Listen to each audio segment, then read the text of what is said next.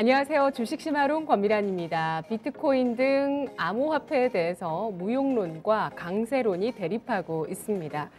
오늘 나온 전망을 한 가지 좀 보면요.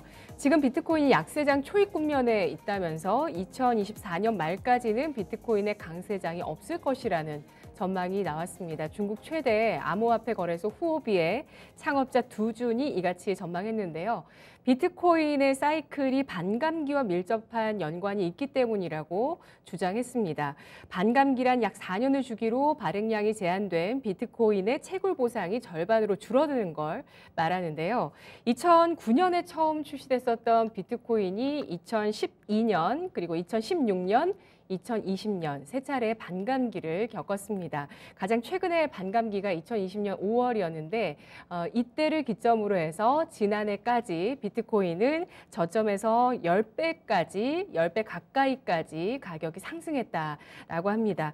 즉 2024년 말쯤이면 비트코인의 반감기가 오게 되고 그러고 나서 이것을 기점으로 그 다음 해인 2025년에 비트코인의 강세장이 도래할 가능성이 높겠다라고 전망하는 시각인데요.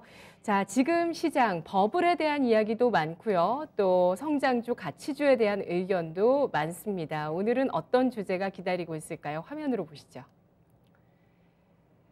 주식심화론 첫 번째 주제, 바이러스 팬데믹 이후 사이버 팬데믹 위험성은? 오늘 사이버 팬데믹에 대해서 레몬리서치 김민수 대표님과 이야기 나누겠습니다. 어서 오십시오. 안녕하십니까. 안녕하세요. 네. 저희가 연말에 블랙스완 얘기를 했었는데 네. 시장에 이렇게 지정적 리스크가 높아졌어요. 최근 흐름 어떤 생각으로 보고 계셨어요? 네, 뭐 이런 시장에서 언제든지 무슨 얘기가 나올 수가 있겠죠. 게다가 시장 자체가 한 1, 2월 달에 급격하게 하락하다 보니까 투자 심리가 위축되는데 이런 때 보통 보게 되면은 저희가 호재를 찾는 것보다 네. 악재에 민감하게 되죠. 그러다 보니까 이번에 우크라이나 사태 같은 경우도 거의 그런 쪽의 변화로 연장선으로 생각을 할 수 있을 텐데 여기서 중요한 건 앵커님께서는 우크라이나와 함께 이 전쟁이 본격적으로 나올 거라고 생각하십니까? 저는 나오기 어렵다는 그 대부분의 의견에 동의를 하는데 네. 그래도 이런 좀 국지전이나 대립은 네. 계속 장기적으로 이어지겠고 이게 또 미국과 러시아의 대립으로 좀 더 앞으로 부각되지 않을까 이런 생각이 드는데요. 네. 제가 할 얘기 다 하셔서 대표님도 그렇게 생각하세요? 그렇게밖에 볼 수 없는 국면 같고요. 예. 그리고 또 지금 우크라이나만 본다라고 하더라도 벌써 국지전 비슷하게가 오래되는 상황이다 보니까 네네. 만약에 시장이 좀 강한 측면들을 보였으면 이게 그렇게 크게 영향을 안 끼쳤을 것 같습니다. 근데 오히려 지금 같은 좀 뭔가 악재 이런 상황 쪽에서 악재가 더 나와서 주가가 밀리면 어떡하나 라고 하는 불안감의 심리가 커지다 보니까 거기다가 지금 나오고 있는 여러 가지 얘기를 종합해 보게 되면 미국이 조금 더 적극적이라고 해야 될까요?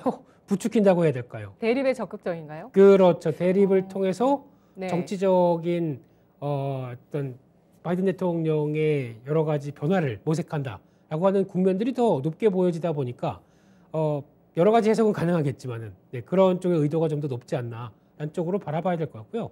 그래서 결론은 또 이번 주도 여러 가지 회담이나 또 중요한 변화가 나올 텐데 그럼에도 불구하고 지금 포인트를 맞춰야 될 부분들은 이게 단기간에 끝날 상황은 아니고 거기다 이제 좀 더 시장에 대한 또 악재 찾기로 나가기 시작한다라고 하게 되면 그 부분이겠죠. 아무래도 어떤 중국이 어느 편에 서느냐라는 관점들. 그래서 중국이 아무래도 러시아와 조금 더 밀월 관계가 높아지면서 약간 이제 대립 각도를 만들어 나갔을 때 그에 따른 약간 이제 지정학적 리스크는 좀 점진적으로 장기적으로 계속 갈 수밖에 없는 게 아닌가 싶은데 오늘 내용은 그게 아니네요. 네, 사이버 팬데믹 얘기입니다.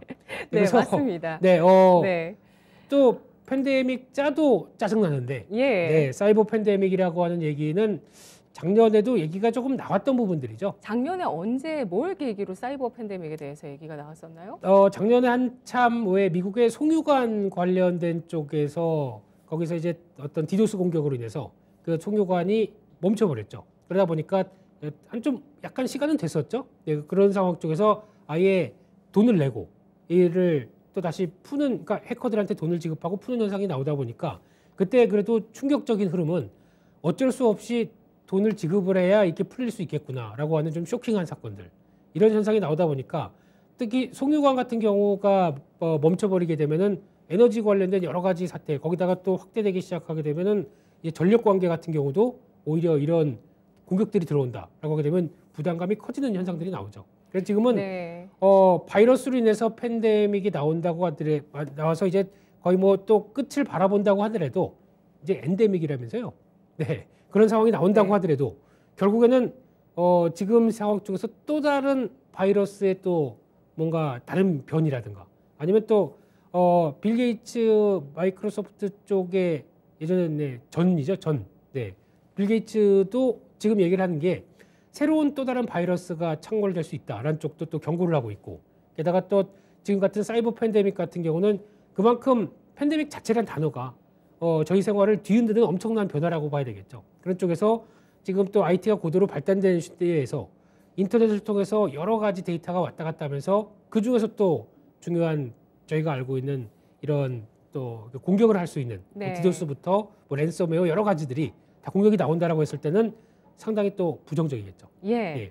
참 그렇다 보니까 우리 일상생활에서도 백신이 중요해졌고, 네. 그리고 이 사이버상에서도 백신이 중요합니다. 이 사이버 공격에, 사이버 바이러스에 대한 우려도 나오고 있는데요. 지금 사이버 팬데믹에 대해서 이슈가 부각된 것은 이 러시아와 우크라이나가 대립하기 시작하면서 올해 그것이 본격화됐던 그 트리거가 바로 지난 1월 하순 정도에 있었던 1월 현지 시간 1월 22일 정도로 제가 기억을 하는데요. 당시에 우크라이나의 그 여러 부처들, 기관들의 러시아발 사이버 침입이 있었습니다. 네. 이 당시의 상황들을 좀 봤을 때 네. 어떤 특징이 있었을까요? 네, 쉽게 말씀드리면은 보니까 뭐 외교부, 에너지부 네. 뭐 이런 쪽에 한 7개 부처에 접속을 하게 되면 뭐 이런 메시지가 떴다고 하더라고요. 너희들은 졌다. 뭐 이런 관련된 얘기가 나오기 시작하면서 또 국가 응급 서비스까지 확대되기 시작하게 되면 이런 게 어떻게 보면 중요하다고 봐야 될 것 같습니다. 또 개인 유출이 이걸 접속하는 순간 너희의 개인 정보는 유출됐다라고 하는 네. 경고 메시지부터 나오기 시작하게 되면 예. 이런 사이버 공격의 가장 이런 주요 기관들 대상으로 나왔었을 때 핵심적인 상황은 상대적인 무력감이 아닐까 생각됩니다. 이제 그렇다는 얘기는 전쟁 관련해서 물리적 충돌을 벗어나서 이런 식으로 벌써 우리를 공격했다라고 하는 심리적으로 지배를 당하게 되면 어떤 약간 뭐 전투 의욕이랄까 어떤 항쟁에 대한 의지가 꺾여버리게 만드는 것도 또 하나의 어떤 사이버 공격의 하나의 패턴이 아닌가 생각되고 있기 때문에 이런 것도 앞으로는 현대전에서 또 제가 뭐 국방정책 뭐 연구원에서 나온 사람은 아니지만은 네. 이런 식의 심리적인 압박들이 가장 클 것이다라고 나오는 게 중요하다고 봐야 될 것 같고요. 그런 쪽에서 또 마이크로소프트 위협정보센터에서도 얘기를 하듯이 대부분의 또 우크라이나의 정부에 관련된 또 홈페이지나 센터 쪽 사이트 쪽에서는 이런 데이터가 또 추가로 계속 발견되다 보니까 계속 이런 관련된 사이버 공격은 계속 될 수 있겠다라고 바라볼 수밖에 없는 현실이라고 생각됩니다. 네. 네. 자, 이런 것들이 사이버와 또 어떤 현실에서의 그런 대립들, 네. 뭐 국지전 등의 이런 대립들이 있는 것을 하이브리드 전쟁이라고 또 이야기를 하더라고요. 그렇죠. 예, 먼저 사이버 쪽으로 선제 공격을 하면서 국민들을 좀 무력감을 느끼게 만들고 패닉을 느끼게 만드는 것이 새롭게 변화한 이런 어떤 뭐랄까요, 전쟁이라고 얘기하기가 조금 전쟁이죠. 예, 네. 그 어떤 전쟁의 한 단면 그렇죠. 예, 이라고 볼 수 있는 상황인데요. 뭐 한 재작년쯤이었나요? 2020년 1월에 사우디는 또 드론 공격을 당했던 그렇죠. 예. 기억이 나는데 이제 네. 사이버 침공에 대한 이야기가 올해 부각됩니다. 전문가들은 올해 사이버 팬데믹을 주목하자라는 의견을 내놓고 있는데요. 사이버 팬데믹이란 뭘까요? 그러니까 쉽게 말씀드리면 우리가 현실 세계가 아닌 가상 세계 쪽에서도 상당히 많이 IT 기술이 발달되다 보니까 또 하나의 생활 영역으로 자리 잡았죠. 그래서 저희가 한참 작년부터도 얘기 나왔던 대표적인 게 뭐 메타버스나 그리고 또 가상화폐 이런 쪽의 전반적인 내용들도 말 그대로 실질적인 화폐가 아니라 디지털 화폐의 개념이다 보니까 이런 또 발달되는 IT 쪽에 대한 의존도가 또 커지고 그에 따라서 또 중요한 산업으로 자리 잡고 있는데 이런 쪽에서 아무래도 이런 신사업들이 커져가는 부분 쪽에서 명과 암이라고 봐야 되겠죠. 그래서 긍정적인 측면들이 있다고 하더라도 이걸 노리는 검은 세력 같은 경우도 계속 목표의 타겟을 잡고 이런 식의 공격이 들어온다라고 하게 되면 아무래도 이런 변화가 계속 나올 수밖에 없다고 봐야 될 것 같고요. 그런 쪽에서 봤었을 때 지금 저희가 보통 한때는 뭐 유행을 또 했다가 지금도 여전히 중요한 변화로 볼 수 있는 게 랜섬웨어라고 봐야 되겠죠. 특히 보통 저희가 알고 있는 문자만 온다고 하더라도 지금 같은 경우는 스마트폰도 중요한 또 디지털 기기가 됐지 않습니까? 근데 문자가 와서 거기서 어떤 이상한 링크만 하나 클릭을 해도 또 약간 자극적인 문구들이 많죠. 클릭해도 이 모든 게 또 바로 핸드폰의 중요한 정보들을 탈취할 수 있게 이렇게 바뀌어지는 이런 시스템이라든가 거기다 또 이렇게 가기 시작하게 되면은 금융 쪽에서도 우리도 언제든지 사이버 공격을 당할 수 있어. 그러면 규제를 강화시키게 되죠. 그러다 보니까 한때는 저희가 공인인증서를 비롯해서 어떤 사이버로 은행 거래를 할 때도 상당히 복잡한 과정을 많이 거쳤었죠. 지금은 조금 낮았다고 한다고 하더라도 이런 변화들도 앞으로 규제가 커지는 쪽이 나왔을 때 상대적으로 취약계층들은 이를 이용하기가 좀 어려워지겠죠. 이런 변화도 나올 수밖에 없을 것 같고요. 게다가 또 제로 트러스트라고 하는 개념도 나오기 시작하는데 이게 네. 무슨 얘기냐면은 이제 못 믿겠다. 그러다 보니까 우리가 만약에 사이버 팬데믹을 한번 당하게 되면은 네. 이제는 이런 IT나 모든 또 신산업에 대해서 경계감을 가질 수밖에 없겠죠. 이거를 그렇게 발달된 사회가 좋은 사회야? 라고 또 의문이 갈 수밖에 없다 보니까 이런 쪽에 저항도 나올 수밖에 없다고 봐야 될 상황들이고요. 또 제일 중요한 거는 이런 보건력 같은 경우도 상대적으로 한번 관련된 내용들이 커지고 거기서 이를 또 복구하기 위해서는 상당히 많은 시간과 또 자원들이 소비될 수밖에 없겠다라고 하는 이런 여러 가지 단계들을 보게 되면 사이버 팬데믹도 한번 벌어졌을 때는 그에 따른 피해와 타격도 상당히 크다라는 쪽으로 바라봐야 될 것 같고요. 결론은 그런 것 같습니다. 저희가 이만큼 IT 산업과 4차 산업이 고도화되다 보니까 그에 따라서 나올 수 있는 이런 현상들은 오히려 그쪽에 대한 의존도가 높으면 높을수록 상대적인 또 타격도 커진다라는 쪽에 반대 극부적인 현상도 눈여겨보셔야 될 것 같습니다. 네, 그렇습니다. 메타버스 그리고 NFT 관련주가 지난해 연말에 강하다가 최근 들어서 하락하는 게 뭐 성장주의 하락 때문이다, 비트코인의 약세 때문이다 여러 가지 얘기들이 많지만 네. 또 이러한 어떤 우려 심리도 반영하지 않을 수 없었겠다라는 생각이 드는데요. 북한 얘기를 좀 해보겠습니다. 북중러의 움직임을 주목하고 있는데 북한 같은 경우는 올해 들어서 세 차례인가요? 네 차례인가요? 미사일 공격을 했는데 과연 북한이 이 코로나를 거치면서 이 보릿고개를 넘으면서 무슨 돈으로 저런 걸 개발할까 이런 얘기가 나오다가 가상화폐 쪽에서 해킹을 해서 많은 돈을 벌었고 이것에 대한 추적을 피하기 위해서 돈 세탁을 했다라는 보도들이 최근 들어서 나오고 있고요. 또 북한의 인터넷을 마비시키는 미국 해커의 공격이 있었는데 앞서서 이 미국 해커가 공격을 받고 나서 북한 쪽을 역공한 것이다. 그렇죠. 라는 얘기가 나오고 있습니다. 북한의 사이버 쪽의 움직임은 어떤가요? 솔직히 벌었다는 표현을 쓰셨는데 예. 벌은 게 훔친 아니죠. 거죠. 훔친 거죠. 예. 네. 도둑입니다. 쉽게 말씀드리면. 네, 네. 근데 그걸 또 확인하고 이게 북한의 소행이다라고 하기에는 또 되게 절차가 또 상당히 추적하기 좀 어렵겠죠. 근데 뭐 대부분 지금까지 나온 뉴스를 추적해 보게 되면 거의 뭐 이제 또 꼬리가 잡힐까봐 뭐 어떤 뭐 중국의 오지에서 또 활동한다 뭐 이런 얘기도 나오고 있고 그런데 결국에는 또 추적해 보게 되면 또 북한이다 이런 여러 가지 소행에 대한 얘기도 나오고 있는데 그러다 보니까 지금 북한에 연루된 해킹과 관련된 쪽에 어떤 총액이나 발생 건수를 보게 되면 오히려 과거 한 2018년도, 19년도가 훨씬 더 크긴 컸습니다. 네. 그런 상황 쪽에서 왜 작년 2020년도와 21년도가 그렇게 더 폭증하지 않았느냐라고 하게 되면 이때는 아무래도 코로나 코로나19 때문에. 그렇죠. 예. 그렇다 보니까 이쪽도 적극적으로 행동을 못 했겠죠.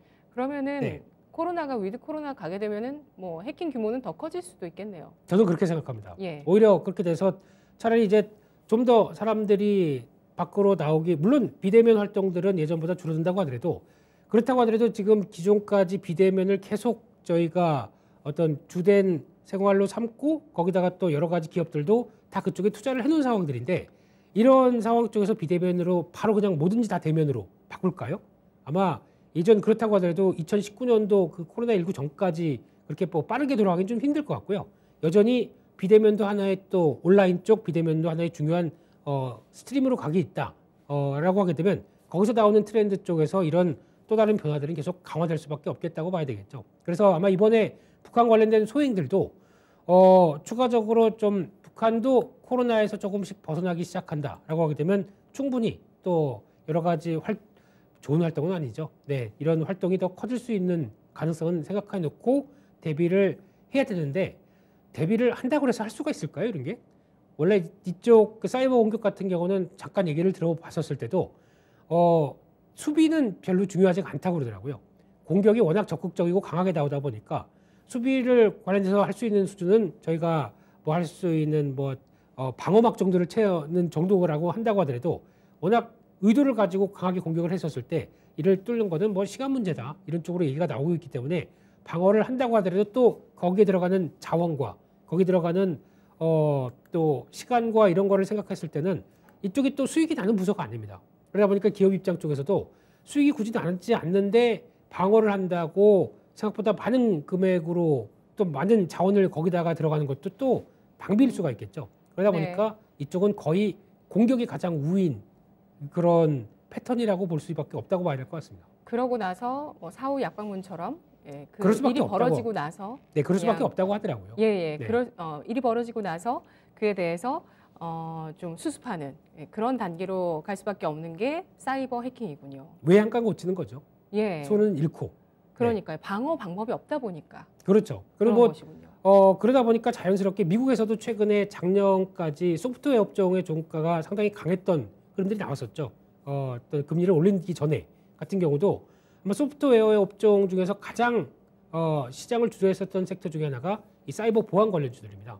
그래서 리알토라든가 이런 관련된 회사들의 강세 흐름들이 나왔었을 때는 이런 기조를 끌고 가면서 앞으로 어떤 이런 기업들 같은 경우도 이제 계속 빅테크 기업들이 돈을 벌어나가기 시작하고 확장되기 시작하는데 결국엔 이 회사들 같은 경우도 지켜야 될 게 있겠죠. 그러다 보니까 이런 때 시스템을 좀 보강하고 이런 때 방어력을 좀 높이자라는 쪽에서 그때 발조가 나오기 시작하면서 나왔던 이제 매출의 확대들도 거기서 많이 보였었는데 근데 좀 안타까운 사실은 국내 기업들도 꾸준히 실적이 나오는 보안 기업들이 많은데 전혀 그에 동참을 못 따라갔었죠. 네. 그러다 보니까 상대적으로 이런 뉴스가 나와야 움직이는 테마주 정도라고 생각하고 있는데 국내 보안 기업들도 소프트웨어의 강점을 갖고 있는 보안 기업들도 상당히 좋은 회사들이 많습니다. 근데 또 이런 뉴스가 나와야 움직일 수밖에 없는 한계는 있다고 하더라도 가치 투자적인 입장 쪽에서 봤었을 때 꾸준히 성장하고 있고 소프트웨어 업종이 보통 제가 알고 있기로는 미국 같은 경우는 PER 기준으로 보게 되면 뭐 3, 40배는 기본입니다만 국내 기업 같은 경우는 기준이 한 20배 정도로 본다고 하더라도 밸류를 그 정도 본다고 하더라도 한 뭐 12배, 13배에서 성장하는 회사들이 많거든요. 네. 이런 종목들도 체크해 볼 필요가 있지 않나 생각은 들고 있습니다. 알겠습니다. 네. 국내 보안주 가운데서 저평가 성장주들이 있군요. 그런데 시장에서 뭔가 큰 바람이 일으켜지진 않는다는 게 미국과 우리 증시의 이 사이버 보안 분야의 차이점이었습니다. 북한 얘기 중에서 아까 잠깐 말씀드렸는데 네. 이 미국인 개인이 북한의 인터넷을 마비시켰다라는 이슈를 조금만 더 자세히 보면 이 개인이 이 북한의 지원을 받는 한 스파이한테 공격을 당했는데 미국 정부가 뚜렷한 대응을 하지 않는 걸 보고 아 진짜 개인 차원에서는 이 사이버 공간에 국가란 없구나 하면서 그래서 공격을 했다더라고요. 그 미국인 해커가. 네, 예. 자세히 보셨네요. 네, 이런 뭐 예. 음모론이나 네, 이런 네, 네. 쪽에서 많이 나오는 얘기죠. 근데 그거를 뭐 모르겠습니다. 그 관련된 내용들의 전반적인 흐름들이 그렇게는 알려져 있는데 네. 또 저희가 모르는 어떤 게 있을지도 모르겠지만은 중요한 거는 그때 보니까 북한의 인터넷이 한 6시간인가 8시간 다운됐다고 얘기를 하더라고요. 네네. 이 미국의 어떻게 보면 화이트 해커겠죠. 예. 공격을 받다 보니까 그에 따라서 응대를 하겠다라고 하는 선의의 의도 근데 이게 선의의 의도가 없는 게 만약에 뭐 이런 그런 정도의 능력이 있는 분이 혹시나 또 그냥 어떤 방어적인 역할을 하거나 좀 좋은 의도로 또 쓰면 모르겠지만 혹시나 혹해서 또 다른 쪽으로 그 기술이 전이되기 시작한다라고 하게 되면 또 악용될 수 있는 요지는 있겠죠. 그러다 보니까 나온 기사만 가지고 무조건 좋다라고 보기는 또 약간 불안감에 쌓일 수도 있겠죠. 그 정도의 능력이 있게 되면은 만약에 그러면 또 다른 뭐 유럽이나 뭐 다른 쪽에 또 이런 식의 공격이 나온다라고 하게 되면 또 큰 재난을 불러일으킬 수 있겠죠. 그래서 아마 미국 입장 쪽에서는 그래도 대신해서 북한에 공격해 준 건 좋은데 한쪽으로는 또 불안할 것 같습니다. 이 사람이 또 어떤 의도로 악용을 하게 되게 되면 또 큰 변화를 일으키지 않을까라는 쪽에서 추적의 대상이 되지도 않을까요? 이런 게 음모론이죠. 죄송합니다. 네. 네. 네.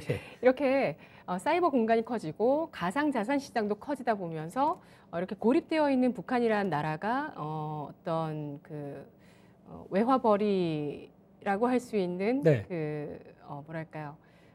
도둑질을 하는 그러면서 네. 자금을 유입하는 그런 움직임도 커지고 있고요. 그리고 또 이런 사이버 공간에서 뭔가 보안으로 나 자신을 지키고 기업을 지키고 나라를 지키는 게 참 쉽지 않은 일이라는 점을 이 이슈를 통해서 알게 되는 것 같은데요. 네. 지난해 사이버 공격의 피해 규모 현황을 좀 살펴보면 또 어떤 특징이 있을까요? 네, 뭐 데이터는 나오는데 이거 네. 중요한 건 아닙니다. 확인될 수가 없겠죠. 그리고 또 기업 입장 쪽에서 만약에 쉽게 말씀드리면 우리가 털렸다. 근데 이거를 공표를 할 수 있을까요? 우리 이만큼 피해액이 발생했다. 이런 거를 외부로 공개를 못 하겠죠. 그렇다는 내용 자체는 자기가 기업 이미지를 실추하는 상황이기 때문에 쉬쉬하는 상황들이죠. 그래서 아마 이거에 대한 어떤 정확한 피해 규모는 지금 알려진 것보다 훨씬 많다라고 봐야 될 것 같은데, 근데 반대로 보게 되면 저희가 또 영화나 또 SF 쪽에서 많이 봤던 쪽 중에 하나가 다크웹이라고 있습니다. 근데 이게 실제적으로 존재를 한다고 하더라고요. 그러니까 네. 저희가 보통 인터넷 정상적으로 쓰는 게 아니라 여러 가지 또 가상 우회를 해서, 그러니까 인터넷 밑에서 이들이 활동하는 세계들, 이런 거를 또 다크웹이라고 하는데, 네네. 이런 쪽에서 보게 되면은 한 해 전체 한 1조 6천억 달러? 참 금액도 엄청나네요. 이 정도로 전체 규모의 이런 사이버 공격으로 우리는 수익을 봤다라고 하는 데이터도 뭐 얘기를 했다고 하다 보니까 그걸 추정으로 보게 되면 기업들이 얘기하는 것보다 훨씬 더 컸다라고 봐야 될 것 같고요.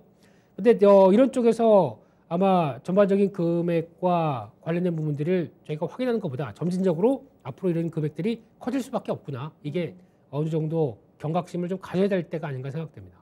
네. 그러면 앞으로 일상에서 디지털화가 더 가속화될 거라고 하는데 메타버스, 자율주행 등 모든 것들이 IT 인프라 안에 들어가면서 네.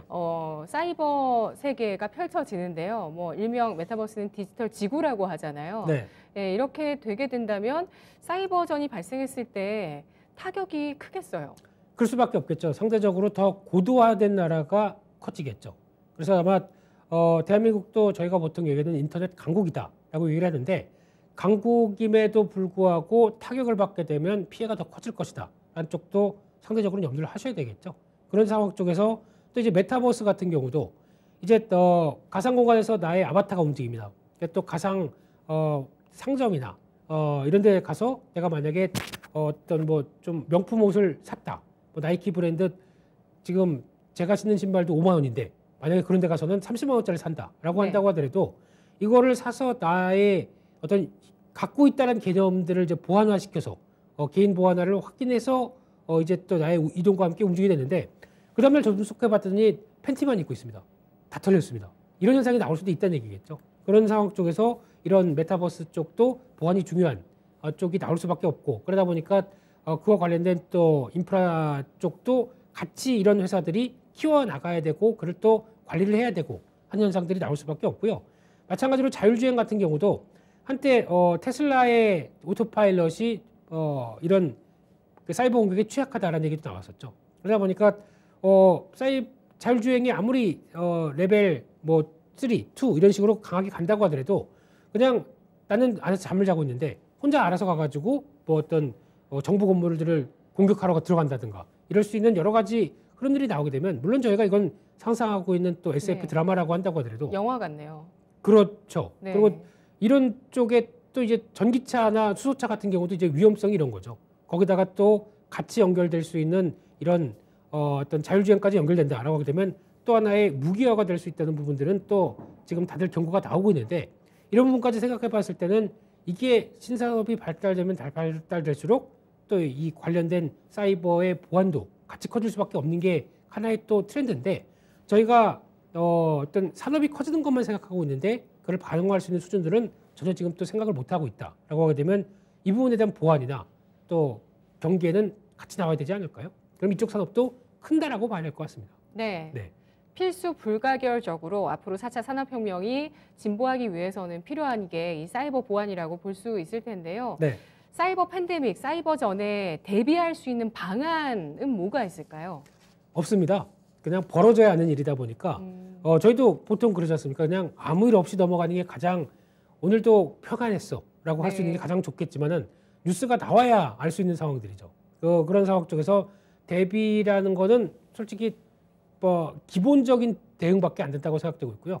그만큼 비용이 커졌다라는 쪽에서 바라봤을 땐 그렇게 보여지는데 또 하나 염두하셔야 될 게 이런 사이버전이 벌어졌을 때 단순하게 랜섬웨어나 뭐 디도스 공격들이 해당되는 기업체에 대해서 뭐 돈을 뜯으려고 하는 것도 물론 주된 수단이긴 하겠지만 네. 그와 관련되지 않고 이번 같은 경우 어떤 내가 이념을 갖고 있는 상황 쪽에서 그 이념을 충분히 보여주겠다든가 아니면 또 뭐 스파이 활동이라든가 또 게다가 나올 수 있는 나는 저 회사가 왠지 마음에 안 들어.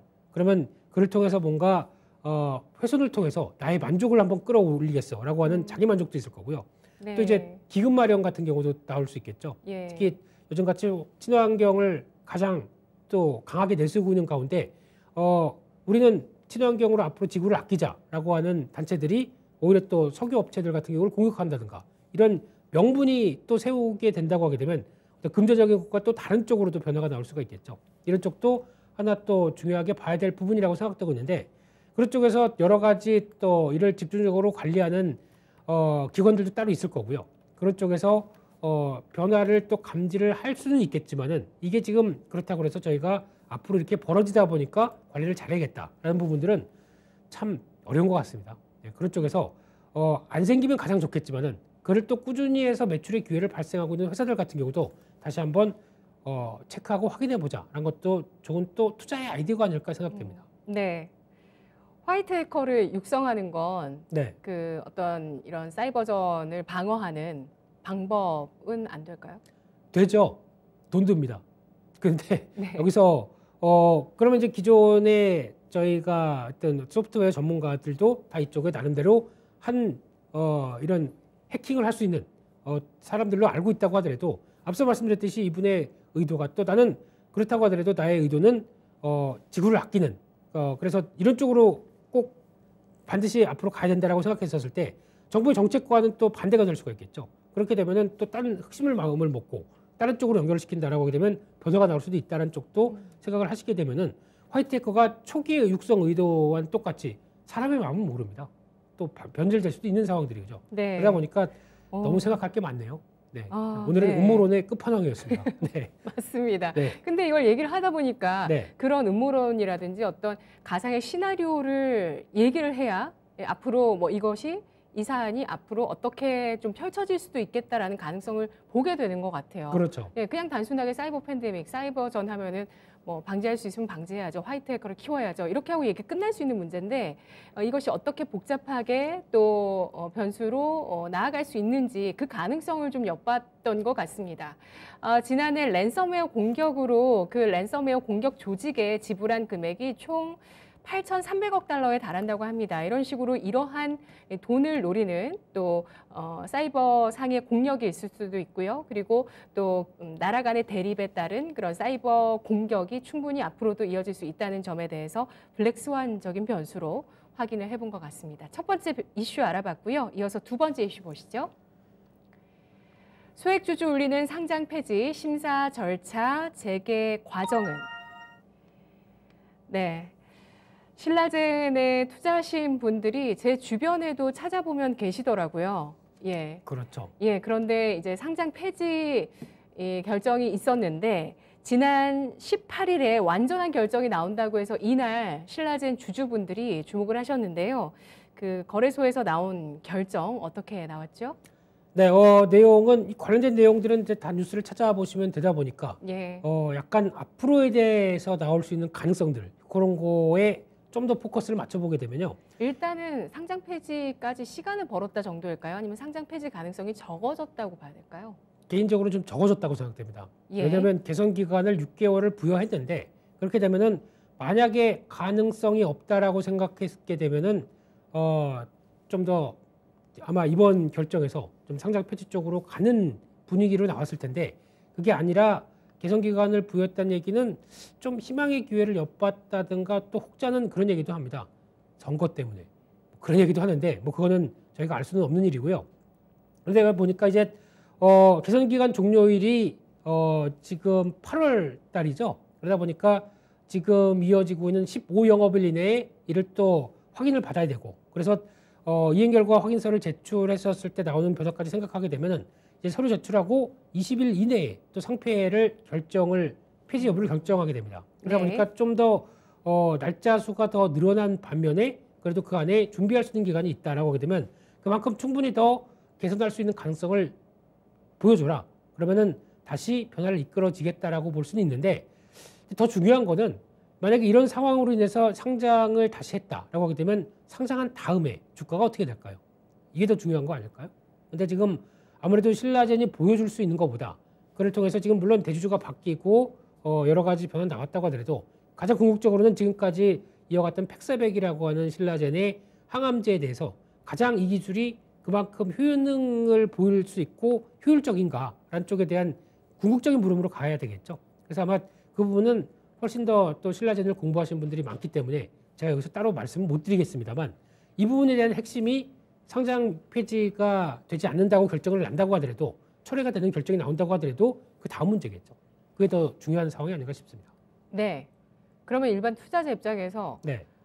상장 폐지가 안 됐을 때 주목해야 되는 변수는 뭘까요? 일단 다시 상장을 유지로 결정이 난다라고 하게 되면 그때 이제 초기 같은 경우는 일단 생각해 볼 수 있는 게 그동안 벌써 몇 년입니까? 그동안에 쌓였던 거 매도로 나올 거고 이제 매물로 나올 거고 그걸 또 소화해서 그래도 앞으로 기대감을 좀 키우면서 움직일 또 매수세가 있을 거고 하는 쪽인데 단기적으로는 매도가 좀 더 크겠죠.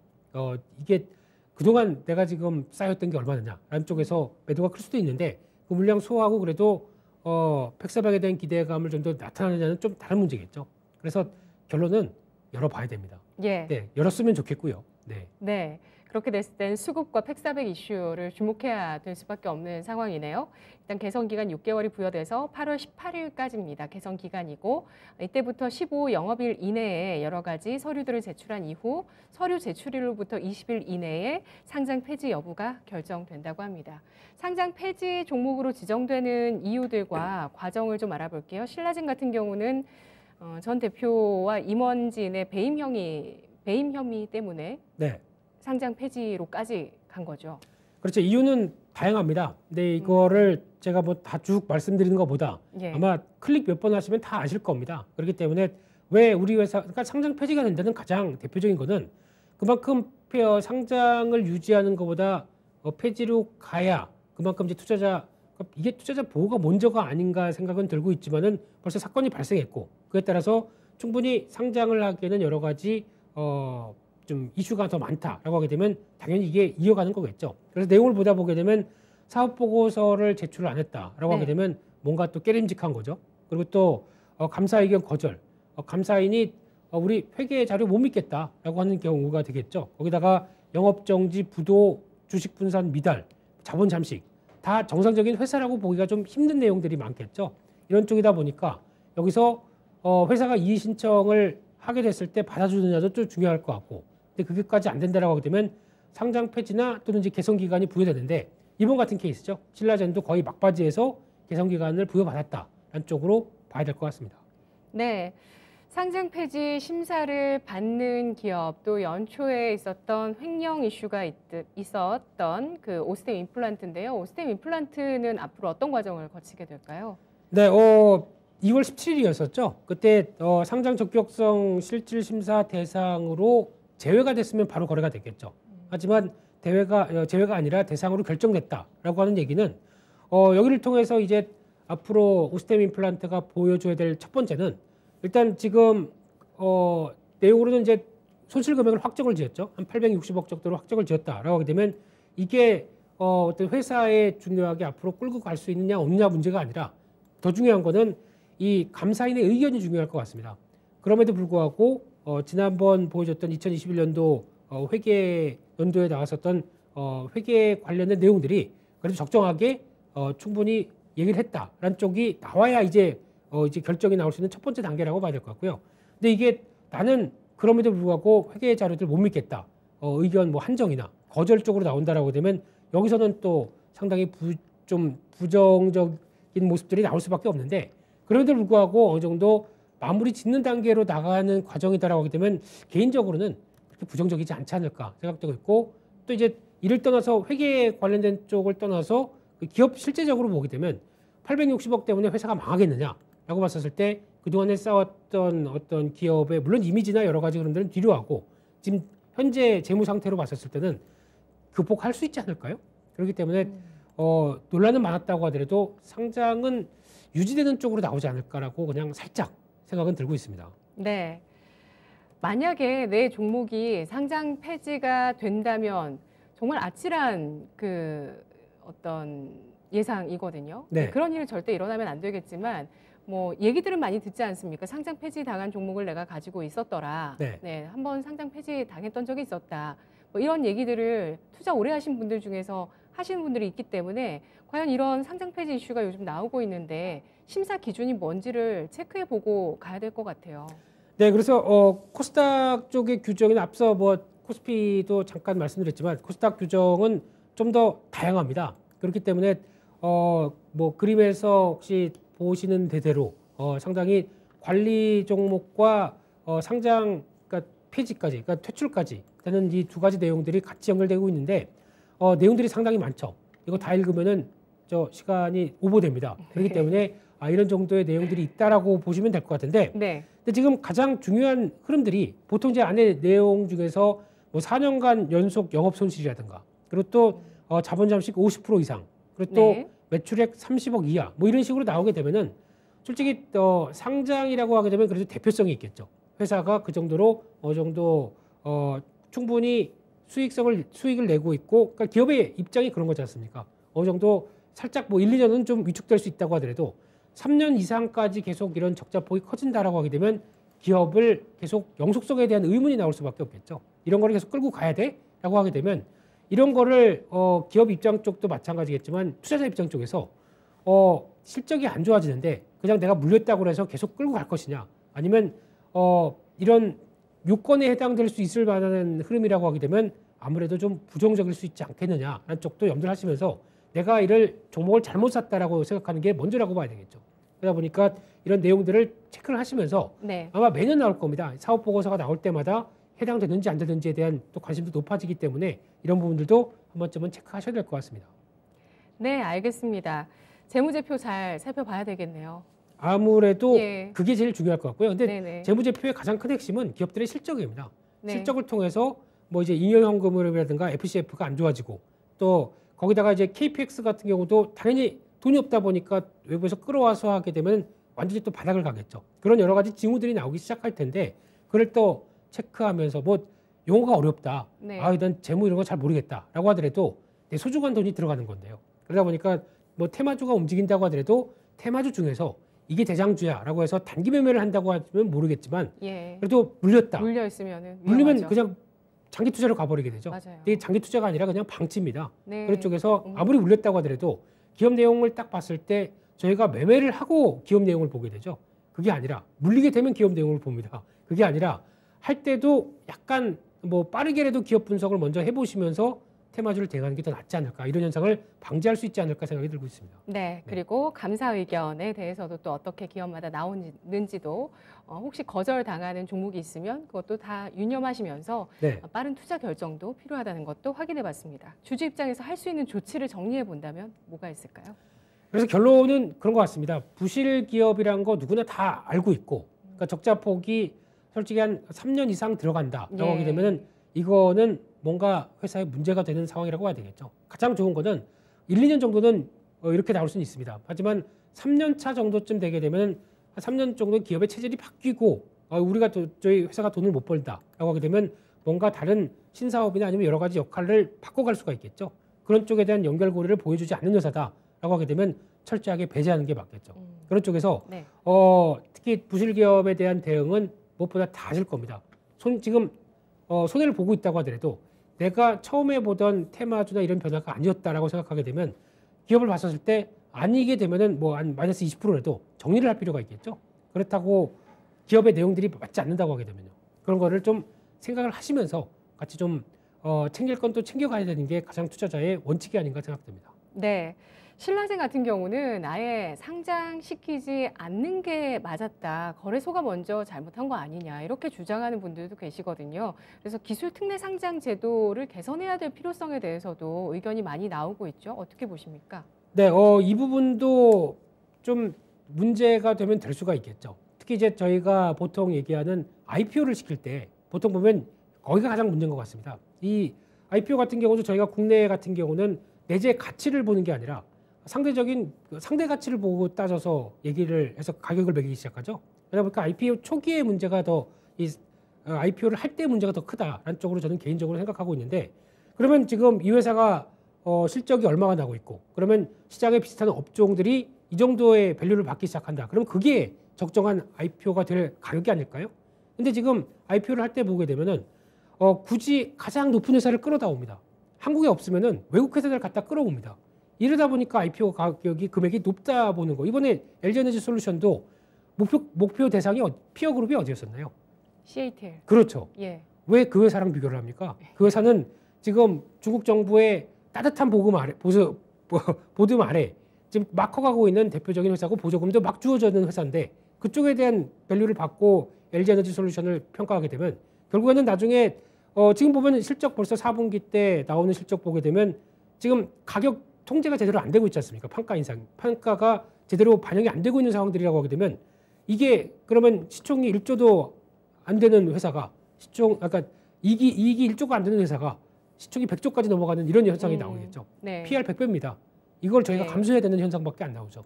그런 상황으로 왔었을 때는 이거 개선해야 된다는 쪽은 기업의 펀더멘탈을 챙기면서 IPO도 해야 되고 기술특례 상장제도도 좀 손을 봐야 될 것 같습니다. 예, 알겠습니다. 오늘 사실 좀 무거운 두 가지 주제를 김인수 대표님과 함께 해봤는데요. 네. 오랜만에 뵀는데 지금 네. 시장 어떻게 보시는지 지금 시장의 체크 포인트, 투자 전략 마지막으로 한마디만 남겨주신다면 어떤 말씀 주시겠어요? 네, 다른 얘기하다 갑자기 시장으로 올라오고 하다 보니까 예. 머리가 복잡해집니다만, 네, 지금 시장에서는 한마디로 그거 같죠. 미국 금리 인상과 그러니까 인플레이션과 관련된 금리 인상과 예. 우크라이나 사태. 네. 근데 우크라이나 사태는 잊으십시오. 그걸 가지고 이제 투자 심리가 왔다 갔다 할 필요는 없다고 생각되고 있고요. 인플레이션 관련된 쪽은 지금 뭐 유가를 비롯해서 여러 가지 약간 압박이 커지다 보니까 당연히 연준은 금리를 올릴 수밖에 없겠죠. 얼마나 빨리 올리느냐 이것도 저희가 알 수 없는 문제고 한다고 하더라도 만약에 하반기에 인플레이션 압력들이 좀 줄어든다. 또 빨리 못 올리겠죠. 그렇게 나올 수 있을 상황들도 생각을 해보시되 지금은 올리는 게 먼저다라고 하게 되면 여기서 나오는 시장의 변화를 체크를 하시지만 중요한 거는 이게 시장이 모르나요? 어느 정도 다 확인되고 알고 있는 과정 쪽에서 계속 뭐 여기서 이제 심리를 거기 쏠릴 필요는 없다고 생각되고 있고요. 그러다 보니까 개인적으로는 2700선 밑에서는 어느 정도 하방 지지력이 있다고 보여지고 있고 특히 이제 문제는 미국이 좀 거칠게 나오고 있다 보니까 거기서 저희 투자 심리는 흔들리고 있는데 저희는 먼저 빠졌습니다. 그러다 보니까 어느 정도 지지력은 생각하면서 근데 시장을 보게 되면 지금 상황 쪽에서 매매를 못 합니다. 시장을 보시는 게 아니라 시장은 그렇다고 하더라도 내 종목이 특히 이번에 4분기부터 발표된 기업 실적들을 동향을 보게 되면 시장이 어려워도 호실적을 나온 종목들은 상당히 많다기보다 좀 눈에 띄거든요. 이런 종목들이 타겟이 되지 않을까 싶어서 시장은 그렇다고 쳐도 종목적으로만 계속 포커스를 맞추면서 과거의 성장주나 플랫폼주에 대한 높은 밸류보다는 똘똘한 종목들을 찾자. 거기서는 분명히 해답이 나온다. 이렇게 생각이 들고 있습니다. 네, 똘똘한 실적주의 가치가 높아질 것이다 라는 말씀이신데요. 네. 뭐 시장에서 흔히들 질문하는 성장주냐 가치주냐 리오프닝주냐 뭐 다른 주식이냐 뭐가 있을까요? 그냥 딱 어떤 쪽을 위주로 2700 아래 가면 가장 먼저 봐야 된다.